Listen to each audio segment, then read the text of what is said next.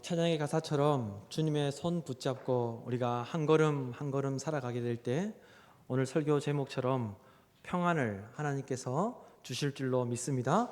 그래서 어떤 삶 가운데 있다 할지라도 주님과 동행하며 주님의 손 붙잡고 살아가심으로 하나님께서 주시는 평안을 누리시기를 우리 주 예수 그리스도의 이름으로 축원합니다. 이렇게 설교를 마치고 싶은데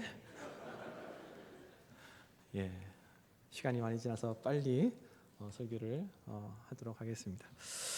거룩하게 구별된 주님의 날, 우리 모두는 그리스도인으로서 하나님께 예배드리기 위해서 모였습니다.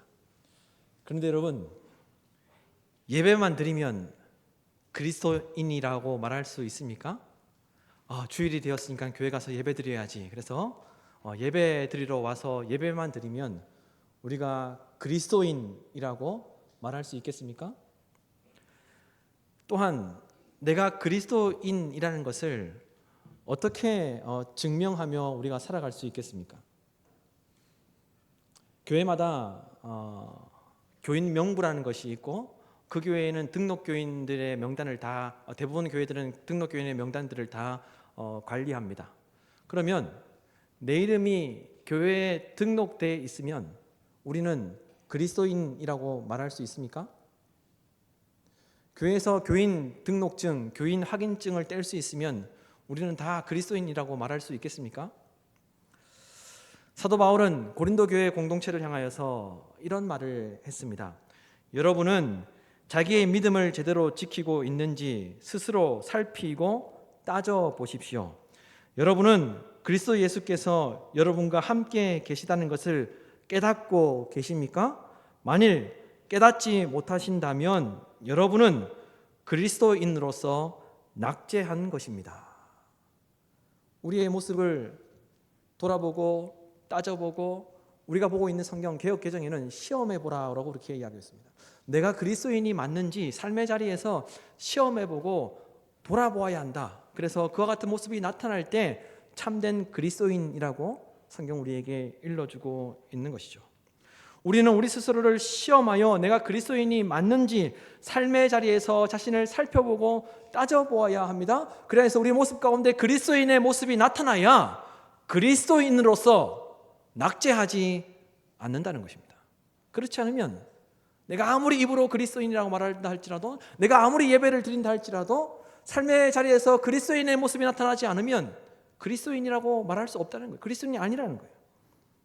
또한 로마 교회 공동체 교인들에게 바울은 이렇게 이야기하였습니다.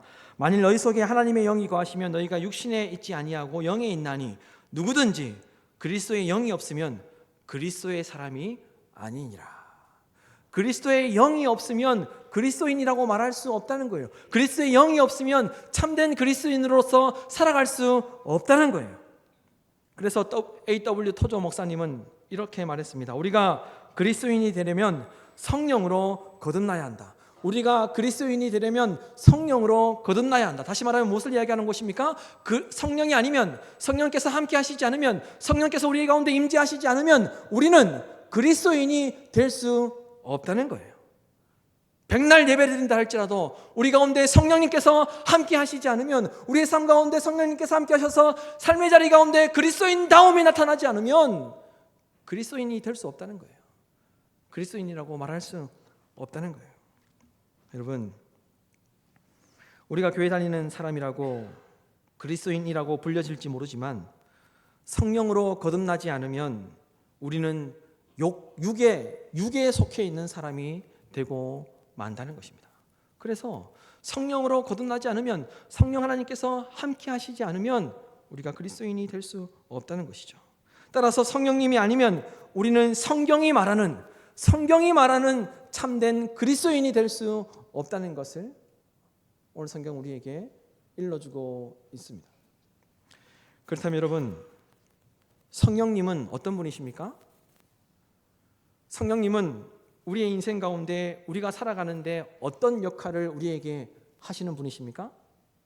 그리고 우리는 어떻게 진실한 그리스도인이 될 수 있습니까? 오늘 말씀을 살펴보면서 오늘 이 시간을 통하여서 진실한 그리스도인으로 새롭게 거듭나는 우리 모두가 되기를 간절히 소망합니다.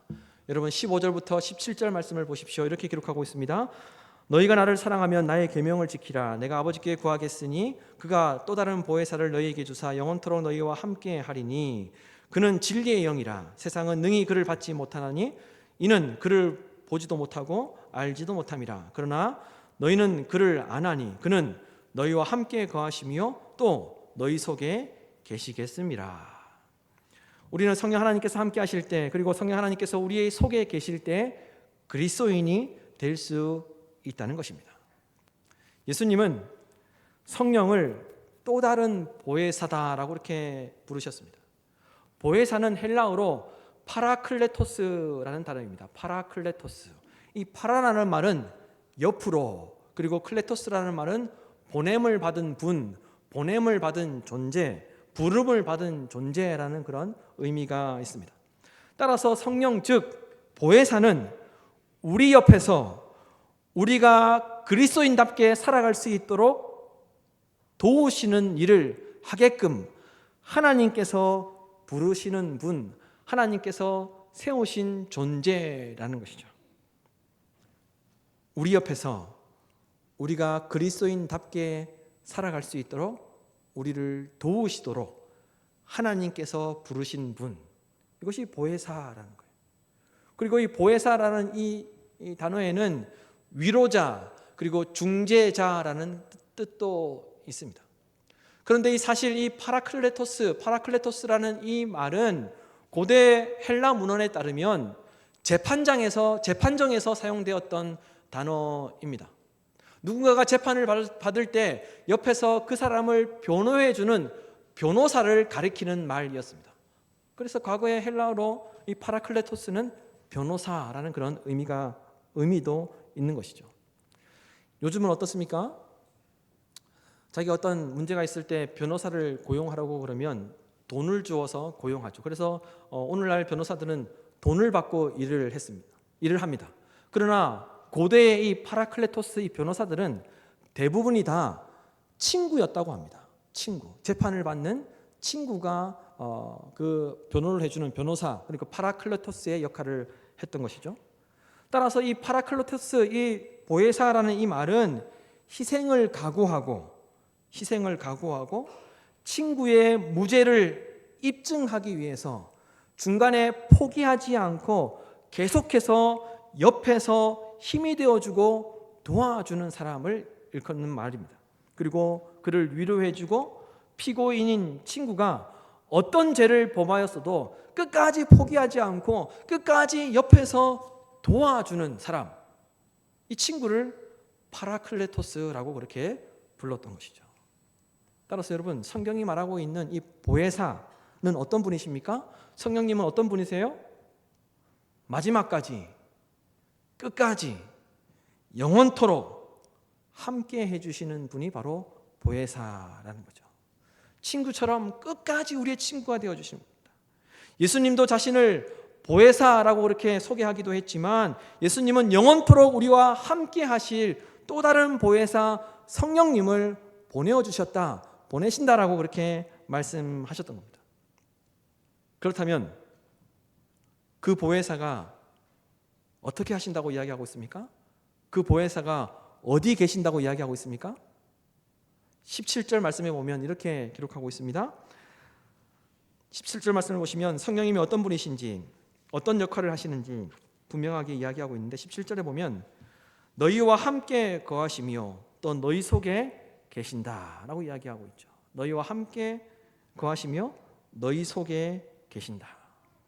여러분, 보혜사 성령님은 영원히 우리의 옆에서 함께 하시며 우리에게 내재하셔서 영원토록 함께 하시는 분인 줄로 믿습니다. 여러분, 그렇다면 보혜사 성령님은 어떤 사람에게 영원토록 함께 하십니까? 누구에게 영원토록 함께 하시면서 그의 심령 가운데 내재하셔서 역사하십니까? 여러분, 23절 말씀을 보십시오. 23절 말씀을 다 같이 한 목소리로 읽도록 하겠습니다. 예수께서 대답하여 이르시되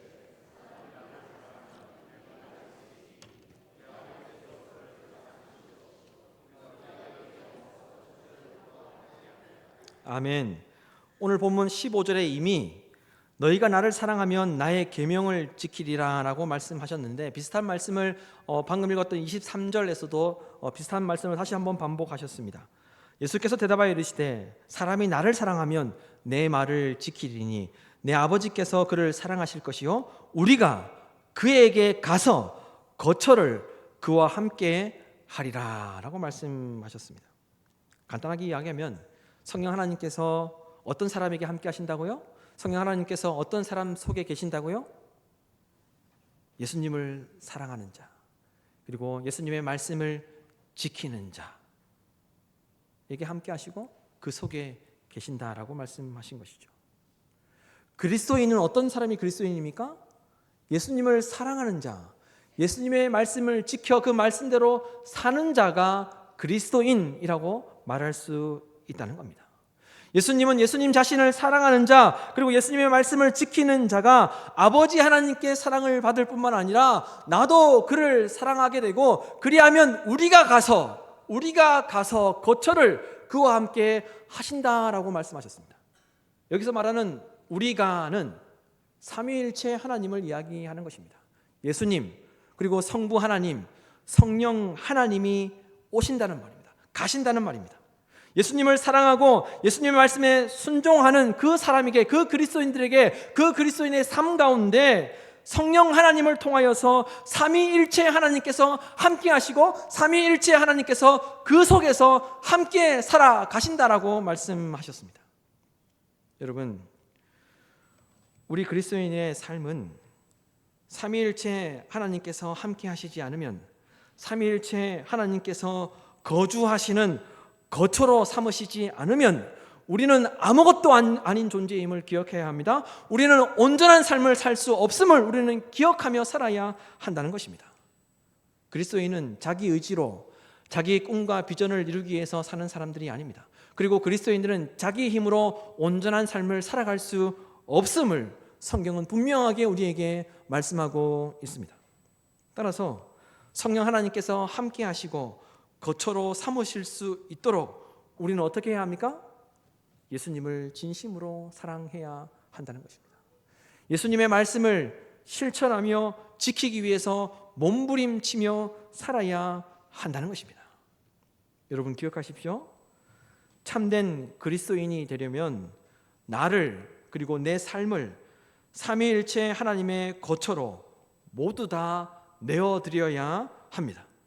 이를 위해 예수님을 사랑해야 하고 예수님의 말씀을 지키며 말씀대로 살아야 한다는 것을 여러분 꼭 기억하시기를 바랍니다. 그리하여 성령 하나님과 함께 하심으로, 성령 하나님께서 내재하심으로 온전한 삶이 될 수 있기를 간절히 소망합니다. 그리하여 삼위일체 하나님께서 거처로 삼으심으로 참된 그리스도인들이 다 되실 수 있기를 주님의 이름으로 축원합니다. 다음으로 성령 하나님은 어떤 역할을 하신다라고 말씀하고 있습니까? 어떤 역할을 하시는지 성령 하나님께서 분명하게 말씀하셨죠. 24절에서 26절 말씀입니다. 다 같이 읽도록 하겠습니다. 나를 사랑하지 아니하는 자는 내 말을 지키지 아니한 너희가 나를 보내신 아버지의 말씀이니라.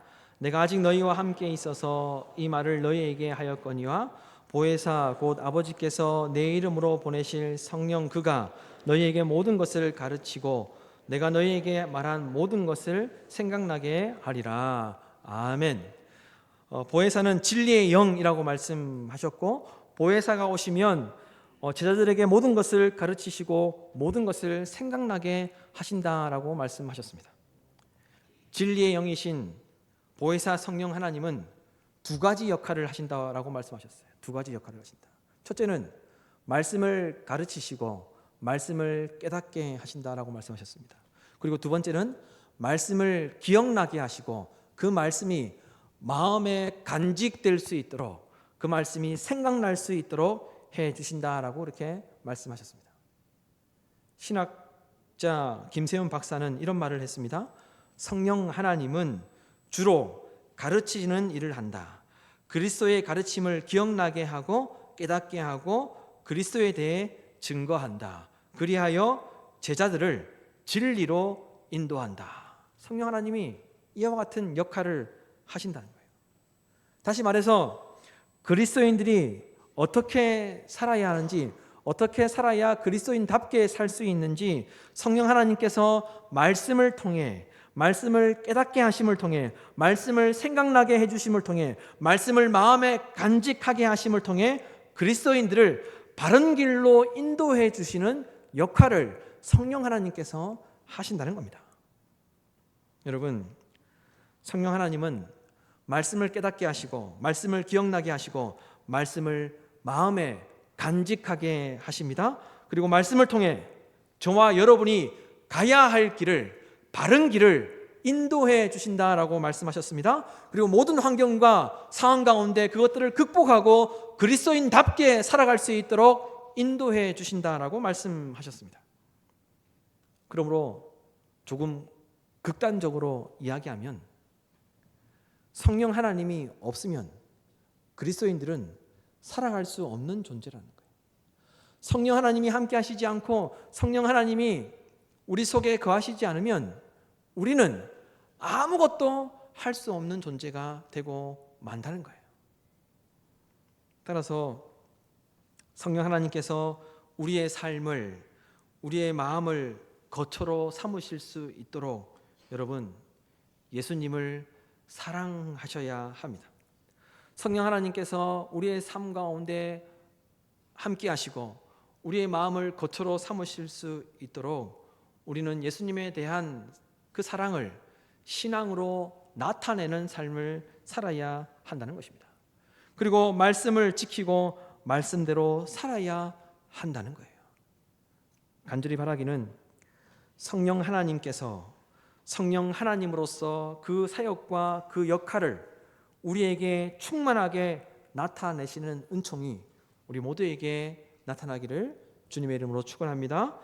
마지막으로 성령 하나님께서 함께 하실 때, 그리고 성령 하나님이 우리의 심령에 임재하시면 우리에게 어떤 은총이 나타난다라고 이야기하고 있습니까? 여러분 27절 말씀을 보시고 다 같이 읽도록 하겠습니다. 평안을 너희에게 끼치노니 곧 나의 평안을 너희에게 주노라. 내가 너희에게 주는 것은 세상이 주는 것과 같이 아니하리라. 너희는 마음에 근심하지도 말고 두려워하지도 말라. 아멘. 예수님은 그리스도인들의 삶에 있어서 성령 하나님의 임재하심과 함께하심이 지속적으로 나타나는 것이 중요하다라고 말씀하시면서 성령 하나님의 함께하심과 성령 하나님께서 우리 마음 가운데 임재하심이 삶을 살아가는데 결정적인 도움이 된다는 것을 이야기하였습니다. 다른 말로 이야기하면 내가 하나님을 사랑하고 예수님을 사랑하고 또한 예수님의 말씀을 지켜 행하는 것이 우리가 인생을 살아가는데 결정적인 도움이 된다는 겁니다. 삶에 있어서 결정적으로 도움이 되는 것은 세상이 줄 수 없는 평안을 우리에게 주신다는 거예요. 절대로 평안한 상황이 아닌데 평안할 수 없는 환경 가운데 있지만 예수님은 절대적인 평안, 완전한 평안을 주신다라고 말씀하셨습니다. 어떤 사람에게요? 예수님을 사랑하는 사람에게, 예수님의 말씀을 지켜 행하는 사람에게. 그래서 그 사람에게 성령 하나님께서 함께 하시고 성령 하나님께서 임재하실 때 평안한 상황이 아니지만, 절대로 행복한 상황이 아니지만 그 사람에게 예수님께서 평안을 주신다라고 말씀하셨다는 거예요. 사실 요한복음이 기록된 시기는 주후 예수님께서 오신 다음에 85년에서 90년대에 요한복음이 기록되었다라고 학자들이 이야기합니다. 이때 당시는 기독교인들이 로마의 박해를 받을 때였습니다. 많은 나라가 로마의 지배로 로마의 속국이 되어서 로마의 박해를 받고 있을 때였습니다. 그리고 로마가 무엇을 이야기했습니까? 팍스 로마나, 로마로부터 평화가 온다, 로마로부터 평안이 주어진다, 로마의 지배를 받아야, 로마의 다스림을 받아야 평안을 누릴 수 있다라고 이야기했던 그런 시대 정신이 모든 것을 지배하던 시기였습니다. 하지만 그때 예수님께서 말씀하셨어요. 내가 너희에게 평안을 끼치노니 내가 너희에게 평안을 줄 것이다 라고 말씀하셨다는 겁니다. 평안은 로마가 주는 것이 아니라는 거예요. 평안은 우리의 노력으로 누릴 수 있는 것이 아니라는 거예요. 평안은 우리가 무엇인가를 많이 소유했을 때 얻을 수 있는 것이 아니라는 거예요. 여러분, 왜 평안을 누리지 못합니까? 왜 평안이 깨어진 삶을 살아가고 있습니까? 왜 우리의 삶이 평안하지 않습니까? 삶이 고단하여 평안이 깨어지는 것이 아닙니다. 환경과 형편이 좋지 못해서 평안하지 않는 게 아닙니다. 다른 사람보다 가진 것이 없어서 근심하게 되고 다른 사람보다 힘이 부족해서 두려워지는 것이 아니란 말입니다. 다른 사람보다 많은 것을 가지지 못해서 평안이 깨어지는 것이 아니라는 거예요. 평안은 새 아파트에 입주한다고 우리가 평안을 얻어지는 것이 아니라는 거예요. 평안은 집값이 올라가고 주식이 올라가야 누릴 수 있는 것이 아니라는 거예요. 그런 걸로 인하여서 평안이 주어지는 것이 아니라는 것을 예수님께서 분명하게 말씀하셨습니다. 오늘 말씀을 근거로 말씀드리면 성령 하나님께 우리의 삶을, 우리의 마음을 거처로 내어드릴 때 예수님께서 평안을 주시겠다라고 말씀하셨다는 겁니다. 다른 말로 이야기하면 예수님을 사랑할 때, 예수님의 말씀을 지킬 때 성령 하나님께서 우리의 가운데 함께 하시고 우리의 심령 가운데 임재하심으로 말미암아 우리가 평안을 누리게 된다는 것이죠. 그런 사람에게 예수님께서 평안을 주시겠다라고 그렇게 말씀하셨습니다. 여러분, 마음과 영혼의 평안은 건강한 가정 생활을 위해 반드시 필요합니다. 마음과 영혼의 평안은 건강한 직장 생활을 위해 우리 모두에게 필요합니다. 마음과 영혼의 평안은 건강한 인생을 살아가기 위해서 반드시 있어야 할 것입니다. 그러니 여러분, 간절히 바라기는 예수님을 좀 더 사랑하시기를 바랍니다. 예수님을 좀 더 사랑하는 그 모습이 신앙의 모습으로 나타나는 저와 여러분이 되기를 바랍니다. 그리고 예수님의 말씀을 지키며 말씀대로 조금만 더 살아보시기를 간절히 소망합니다. 그런 자에게 우리 주님께서 절대적인 평안, 완전한 평안을 주실 줄로 믿습니다.